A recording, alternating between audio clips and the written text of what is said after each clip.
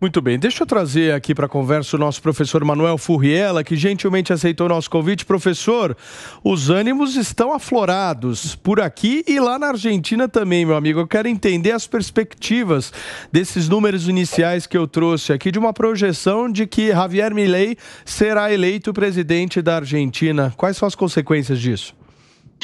Boa noite. Bom, você tem alguma série de questões aí que se colocam à mesa. Como o Milei, ele não é um político tradicional, ele não tem uma longa trajetória, uma história propriamente para que a gente possa utilizar de parâmetro, existem dúvidas a respeito das suas próprias atitudes e principalmente da sua gestão.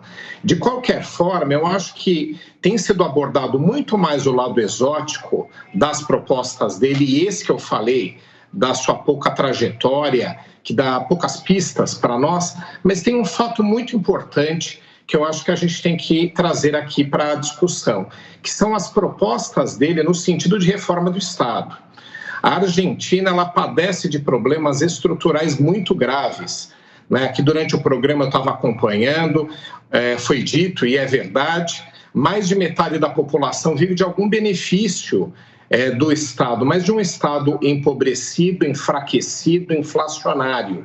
Então você tem uma série de vícios que fazem com que a mais importante reforma que a Argentina tem que fazer é a reforma do Estado. A Argentina foi um país muito rico no começo do século XX e depois ela conseguiu se organizar para distribuir benefícios em relação a nível de educação, que ainda é um dos melhores da América Latina, questões envolvendo saúde e políticas de distribuição e benefício social. Só que o que acontece é que ela não se modernizou para que o Estado tivesse fôlego para fazer frente a esses compromissos todos. Então, como a gente sabe que a América Latina também toda, inclusive o Brasil, necessitam várias reformas, a gente sabe que aqui no Brasil é a tributária mais importante do momento, não há dúvida nenhuma. Nenhuma reforma na Argentina é mais importante que a do Estado, uma reconfiguração do país. O país tem que se repensar em termos do seu futuro. E Milei traz esse tipo de proposta. Ele traz uma série de propostas que são de economia liberal, que são de reforma do Estado, que são privatizantes. Então, eu acho que caso ele saia vitorioso, a gente tem que ter uma aposta nesse sentido, já que a Argentina efetivamente necessita dessas reformas. Eu acredito que quem mais tem chance de fazer em relação aos dois candidatos é Milei e não é Massa.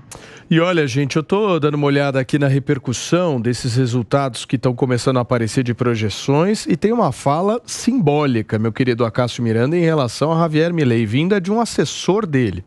Ele diz o seguinte: a eleição na Argentina foi totalmente transparente. Falas de Guillermo Franco, assessor de Javier Milei. Ou seja, aquele papo de que houve fraude já não está mais existindo. Quero ver se ele perder na madrugada, esse discurso vai se sustentar. Já não está mais existindo. Ele tá com um grito de gol preso na garganta. Só falta soltar o grito de gol, não é? Pois é, mas e aí? Isso é simbólico, hein? É emblemático, todas as discussões envolvendo fraude vinham da campanha do Milei, e a partir do momento que alguém próximo a ele diz que a eleição foi transparente, que as eleições foram transparentes, isso é indicativo que o resultado almejado pelo Milei e pelos seus entusiastas provavelmente foi alcançado. Então, independentemente da boca de urna, a gente está discutindo aqui boca de urna, acho que é uma discussão inócua, porque muito provavelmente já há um resultado. Agora, de toda maneira, eu acho ótimo ouvir essa fala, porque nós já vimos candidatos que se elegeram e disseram que tinha havido fraude, né? Das coisas mais difíceis de entender.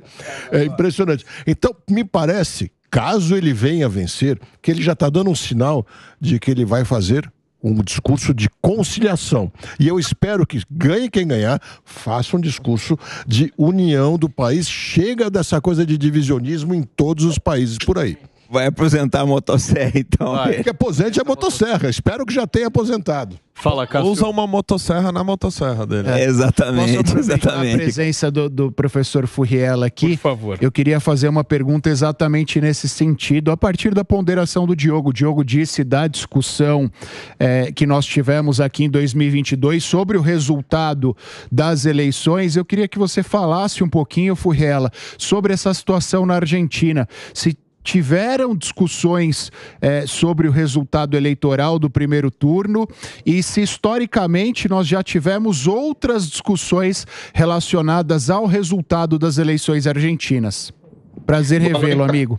Ótimo. Boa noite, Cássio. Ótimo ponto, porque uma das questões sempre relevantes em relação à América Latina é a questão do processo eleitoral. A gente sabe que tem problemas sérios, não vou nem mencionar a Venezuela, né, porque é um problema institucionalizado para a manutenção do Maduro no poder, mas a gente pode pegar outras situações. A Colômbia já teve episódios muito difíceis, o Equador, o Peru. Então, vários estados, vários países vizinhos aqui do Brasil têm realmente questionamentos sobre o seu processo eleitoral. A Argentina não, nada relevante desde o processo de redemocratização nos anos 80. Então, ela se consolidou como uma grande democracia. Então, os desafios que a Argentina tem em relação à realização de eleições estão muito mais relacionados porque o sistema político argentino não tem conseguido produzir candidaturas estáveis. Então, a gente já teve episódios onde a Argentina, no mesmo ano, trocou 7 vezes de presidente. Então, há uma questão de estabilidade democrática por conta do processo político. Acho que aí é um desafio, mas não em relação à maturidade ou à transparência do pleito. Então, a Argentina tem instituições que funcionam bem, os partidos, eles fiscalizam bastante o processo eleitoral, o que é muito bom, mas isso você mesmo, Cássio, sabe que é fundamental o acompanhamento dos partidos e o processo eleitoral também muito sólido, muito bem realizado. Então, acho que, assim, em termos gerais, é um processo eleitoral maduro, bem consolidado, transparente e bem realizado. E este, em específico, ele contou com supervisão internacional. Isso falou-se pouco aqui no Brasil, porque a Argentina não é dos países onde episodicamente se busque internacionalmente algum acompanhamento de eleição, mas sempre acaba acontecendo. E nada indica, até o momento, que tenha havido algo sério neste pleito em específico e nem tradicionalmente, pegando aí mais perto do ponto que você me perguntou. E olha, gente, a repercussão continua por aqui, são 7h13. Patrícia Burit, candidata derrotada no primeiro turno, trouxe uma informação aos seus seguidores ali, essa repercussão tá chegando aqui. Ela diz o seguinte: ela apoiou o Milei. Ela apoiou o Milei e ela crava: Javier Milei ganhou de 53 a 47. Falas de Patrícia Burit, candidata derrotada no primeiro turno e apoiadora de Javier Milei agora. E também há um certo clima já dentro da campanha de Sérgio Massa, um clima um pouco diferente. Daqui a pouco eu trago algumas aspas aqui de algumas figuras que estão sendo ouvidas ali na sede da campanha, no comitê de campanha de Sérgio Massa, dizendo que, apesar do que está sendo dito e veiculado dessas projeções, eles ainda conseguem estar levemente arriba. Levemente arriba. O que seria um levemente arriba, meu querido Davi? Perdi. Levemente arriba. O professor Furriela, a cada minuto que passa, há uma necessidade aí de projeções, comentários e perspectivas de um governo de Javier Milei de serem feitas, hein? Ao que tudo indica, ele será o próximo presidente da Argentina. Sem dúvida, né? E essa campanha aqui foi emocionante, né? Não só porque a gente teve um fator surpresa, que foi o Milei, que surgiu num primeiro momento com propostas mais radicais, algumas até exóticas, a gente sabe bem disso, mas aí ele disparou a sua candidatura. Ele teve um segundo turno difícil, porque Sérgio Massa acabou, surpreendentemente, indo ao segundo turno na primeira posição.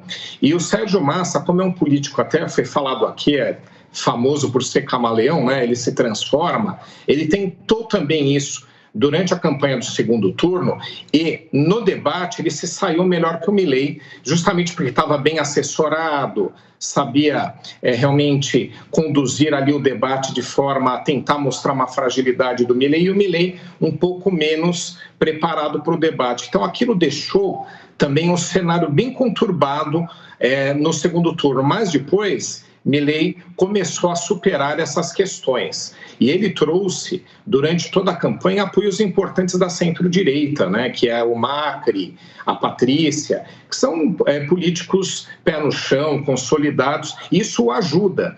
Então você tem um lado aventura, novidade, que, repito, a Argentina necessita, por conta das reformas que são necessárias, então você precisa de alguém que seja ruptivo para que propriamente essas propostas sigam adiante, mas você traz também a centro-direita argentina, que tem uma condução muito responsável pelo Macri e por outros, que isso vai ajudar, vai dar mais solidez a um futuro e possível, né, pelo que indicam aí as perspectivas, possível novo presidente. Muito bem, professor Furriela, obrigado, meu amigo, pela sua participação aqui nessa cobertura especial da Jovem Pan desse segundo turno das eleições argentinas. O professor de Relações Internacionais, Manuel Furriela, gentilmente participou com a gente. Valeu.